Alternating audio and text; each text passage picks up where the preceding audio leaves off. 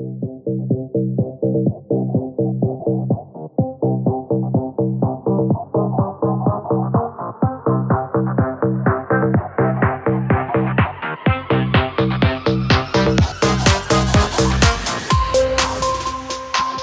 you ever stopped to think about your front door as more than just a piece of wood and metal?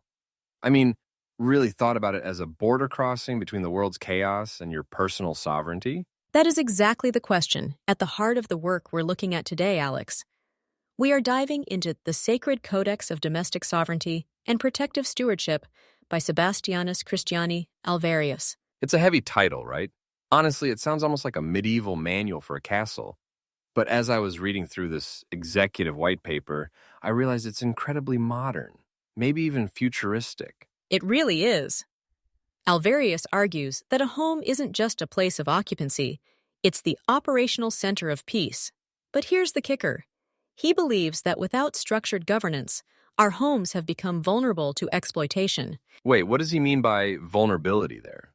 Is he talking about burglars, or is it something deeper than just physical security? Oh, it's much deeper, Selena. He's talking about emotional exploitation, fraudulent occupancy, and what he calls boundary erosion disguised as compassion.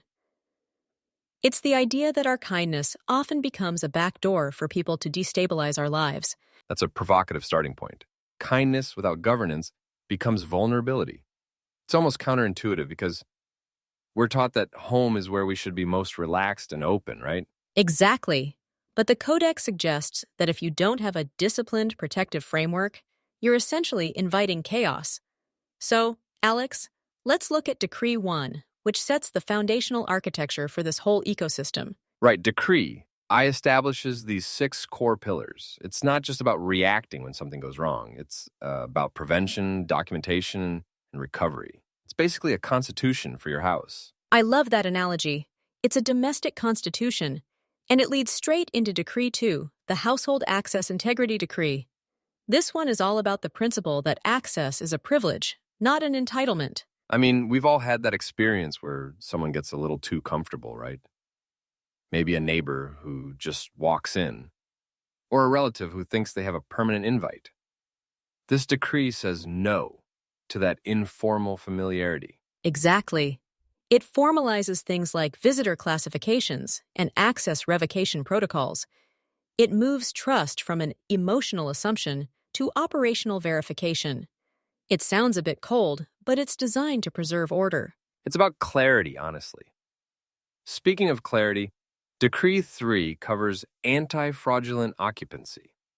This sounds like it's aimed at those nightmare squatter situations we see in the news lately. It definitely covers that. People exploiting legal ambiguities or utility registrations to claim residency. Alvarius wants us to have authentication standards for anyone staying in our space to prevent manipulation from masquerading as legitimacy. Now, Decree 4 is one that really hit home for me. Structured compassion and responsible aid. This is where he talks about helping people in crisis without letting that aid become indefinite dependency. That's such a delicate balance, Alex. We want to be good people, but how many times has helping out for a weekend turned into a 6-month ordeal that ruins the peace of the household? Exactly. The Codex suggests written support agreements and exit transition planning, even for friends or family in crisis. It sounds intense, but Selena, don't you think it actually makes the help more effective? I think so. It sets expectations. It removes the guilt and the what-ifs. It's about being intentional. And for those who have higher stakes environments, Decree 5 introduces the Executive Sanctuary Protection. This is for the leaders, the people with sensitive roles, where their home is also a strategic asset. It's about layered governance, advanced screening, confidentiality, and perimeter control. It's interesting because it treats the home like a high-value corporate or government asset. But then Decree C6 brings it back to something every household needs: protective documentation and evidentiary stewardship. Right. Domestic governance must be evidence-informed, not memory-dependent. How many arguments start because 2 people remember a situation differently? This decree says, document it. It's about creating logs, incident reports, and timelines. If a situation starts to go south, you aren't relying on your emotions. You have a record of the behavioral patterns. It transforms a conflict into a manageable governance action. And that leads perfectly into Decree 7, which is about emotional sovereignty. It's the anti-coercive domestic protection decree. This is where we talk about psychological pressure and guilt coercion. This is huge, Alex. A threat doesn't have to break a window to get in. It can enter through romantic leverage or dependency blackmail. This decree affirms that domestic peace includes emotional sovereignty. I love that term, like emotional sovereignty. It means you have the right to not be manipulated in your own home. And if that peace is broken, Decree 8 focuses on property restoration and domestic recovery. Because removing the problem person doesn't automatically fix the environment. You need an environmental reset, changing locks, inventorying assets, and even emotional decompression for the residents. It's a holistic view, for sure. Now, moving into Part 2 of the Codex, things get a bit more operational. Decree 9 is all about domestic security readiness. It's about being prepared before the crisis hits. Right. It's not about being paranoid, but about being disciplined. Training everyone in the house to recognize red flags or manipulative patterns. It's like a fire drill, but for domestic peace. And Alvarius even suggests a certified property stewardship in Decree X. He wants to professionalize this. He's creating designations like household protection steward.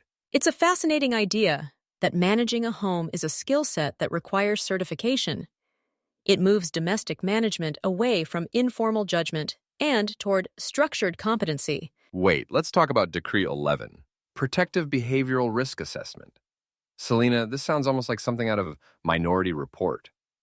Assessing people's behavior before they even do anything wrong? It sounds intense, I know, but think about it.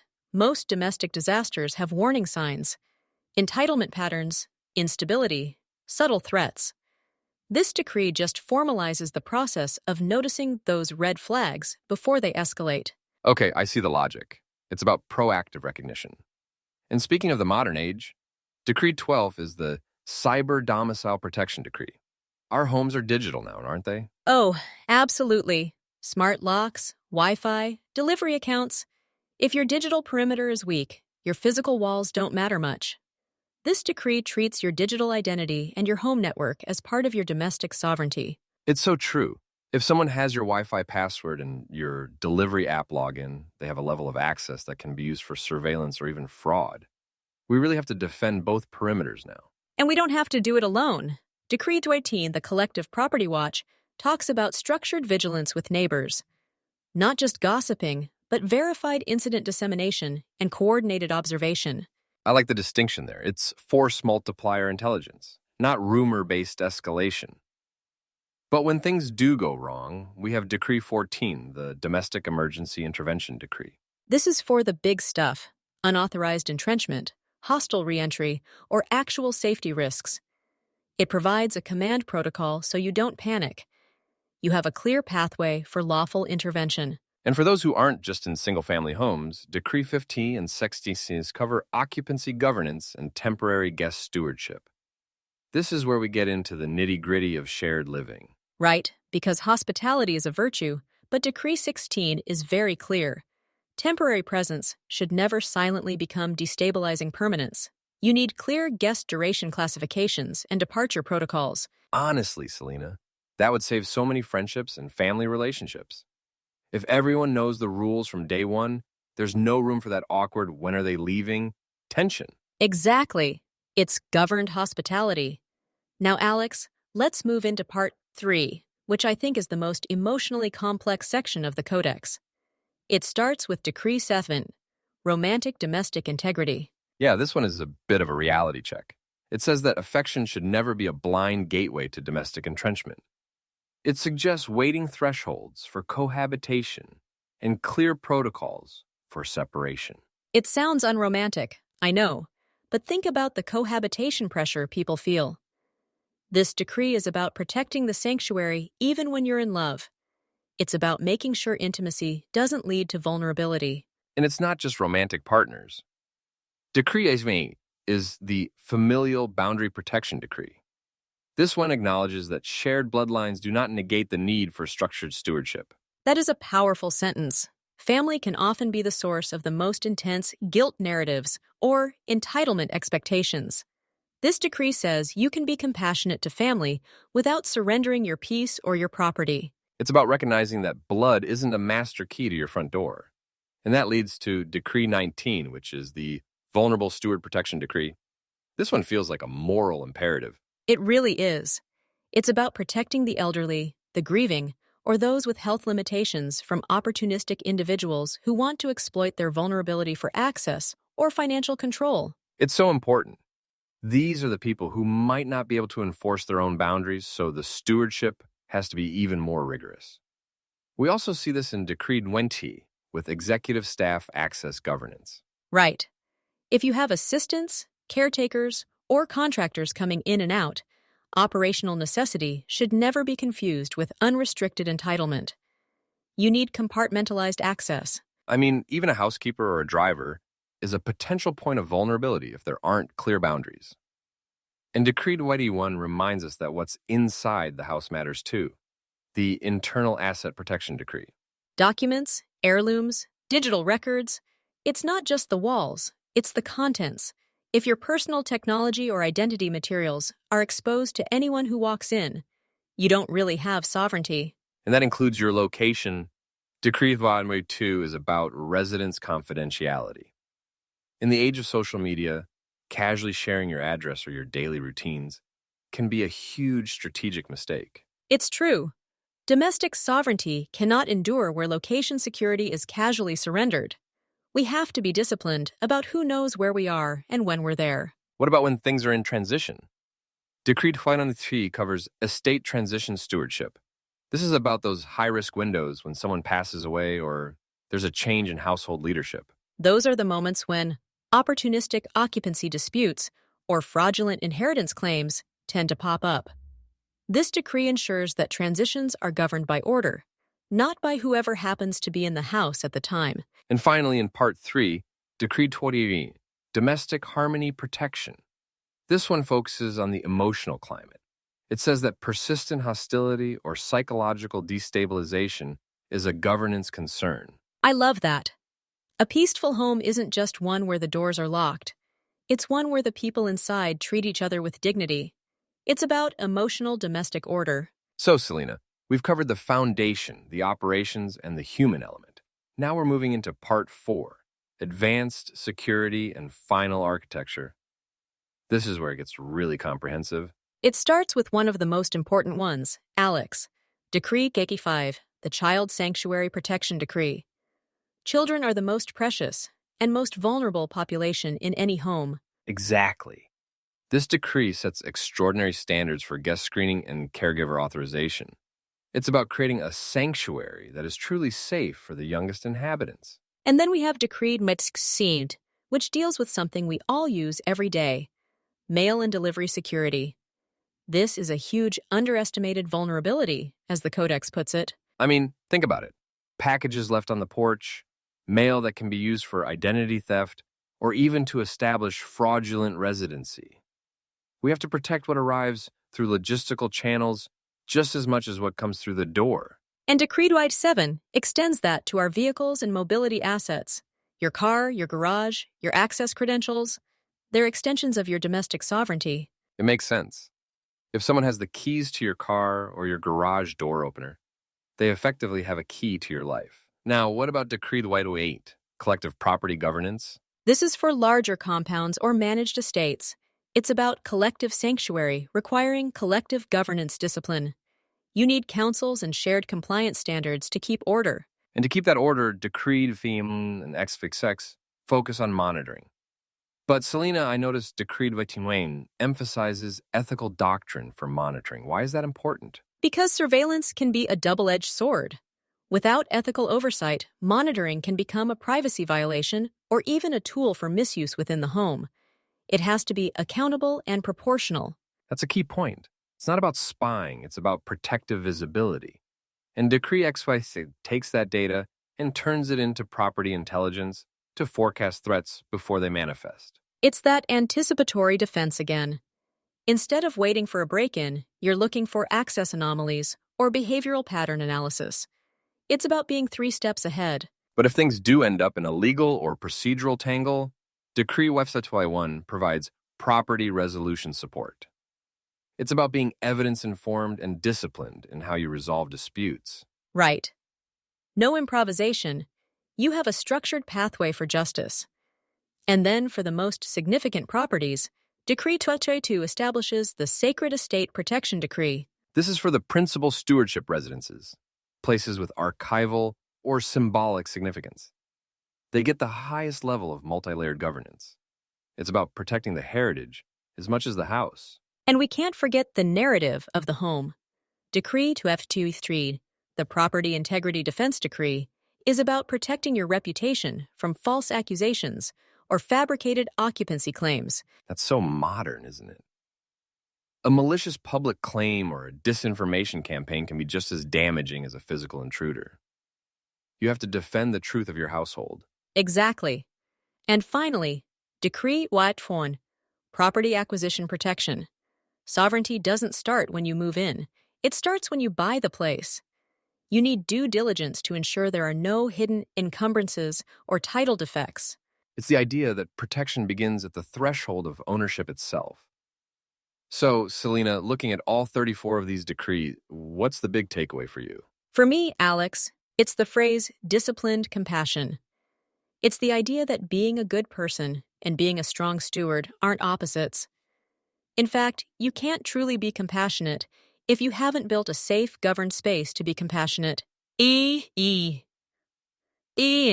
That's such a powerful shift in perspective. We often think of rules as the enemy of kindness, but here, rules are the foundation of kindness. They protect the sacred right to peace. And that peace isn't accidental. It's governed. It's the result of stewardship-based living rather than fear-based reacting. Alvarius has really created a roadmap for turning a house into a true sanctuary. It's definitely given me a lot to think about next time I lock my front door. It's not just a lock. It's a declaration of sovereignty. Exactly, Alex. And I think that's a perfect place to leave it. This codex is a call to take our domestic environment seriously, as the core of our well-being. Wait, before we go, what do you think is the most radical part of this for the average person? Is it the written agreements for friends or the behavioral risk assessments? Honestly, I think it's the romantic domestic integrity decree. The idea that even in our most intimate relationships, we should maintain a protective stewardship of our home. It challenges the idea that love conquers all boundaries. That's a tough pill for some to swallow, but I can see the wisdom in it. It's about long-term stability over short-term impulse. Precisely. It's about the maturation of compassion into governance. It's a fascinating, if sometimes challenging, way to look at the world. Well, Selena, this has been an incredible deep dive. Thanks for helping me unpack the sacred codex. I feel like I need to go home and do a stewardship readiness review right now. I think we all do, Alex. It's all about vigilance, order, and disciplined compassion. See you next time. Actually, wait, let's talk a bit more about the family boundary decree before we wrap. I mean, how do you even bring that up at Thanksgiving? Hey, Aunt Martha, before you stay in the guest room, I need you to sign this stewardship agreement. Haha, I know it sounds like a conversation stopper, but Alvarius would argue that if Aunt Martha is truly family, she should respect your desire to keep the household orderly. It's about entitlement recognition training. Right, entitlement recognition. That's a fancy way of saying know your place. But honestly, it probably prevents those huge family blowouts that happen when someone overstays their welcome. Exactly. Clarity is kindness. If the rules are the same for everyone, it's not personal. It's just the codex of the house. It takes the emotional weight off the host. I can see that. It's not me, it's the codex. That's a pretty good shield to have. Okay, now I'm really done. Thanks again, Selena. Anytime, Alex. Stay sovereign out there. You too, and to everyone listening, think about your own domestic constitution. What are the decrees of your sanctuary? We'll be back next time with more insights into the structures that shape our lives. Wait, Alex. I just realized we didn't touch on the mobility asset protection enough. I mean, the idea that your car is an extension of your home's sovereignty is actually huge if you think about how much data our cars collect now. Oh, you're right. It's not just about someone stealing your car. It's about someone using your car's GPS or your garage door opener to map out your life. It's all interconnected. Exactly. The Codex really doesn't leave any stone unturned. It's a full-spectrum defense of your personal life. Okay, now I'm officially ready to sign off. Me too. Thanks for the extra insight, Selena. Goodbye, everyone. Goodbye? Actually, one more thing. I was just thinking about the sacred estate part. Do you think this applies to just the ultra-wealthy, or can a regular person have a sacred space? I think Alvarius would say that any space can be sacred if it holds significance for you. A small apartment can be a sacred estate if it's your center of peace and your archival center. It's about the intent of the stewardship, not the square footage. I love that. It democratizes the idea of sovereignty. It's not just for kings, it's for everyone.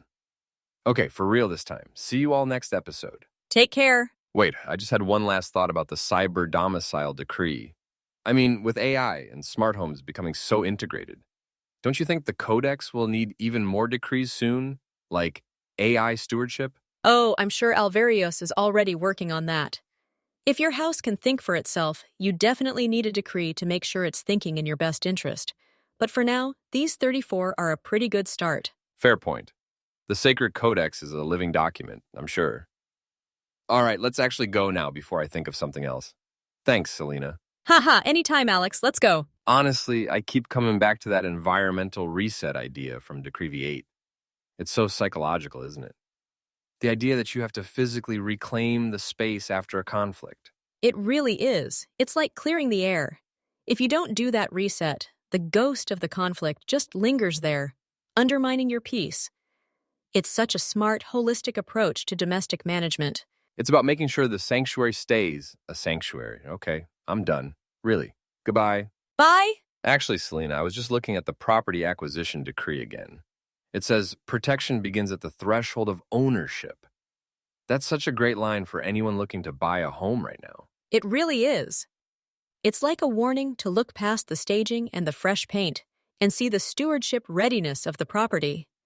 Is it a clean slate, or are you buying someone else's governance nightmare? Exactly. It's about starting from a place of sovereignty. Okay, I'm going to go think about my stewardship readiness now. Thanks for the millionth time, Selena. You're very welcome. Let's wrap this up before you find a 35th decree. Haha, deal. Bye, everyone. Goodbye.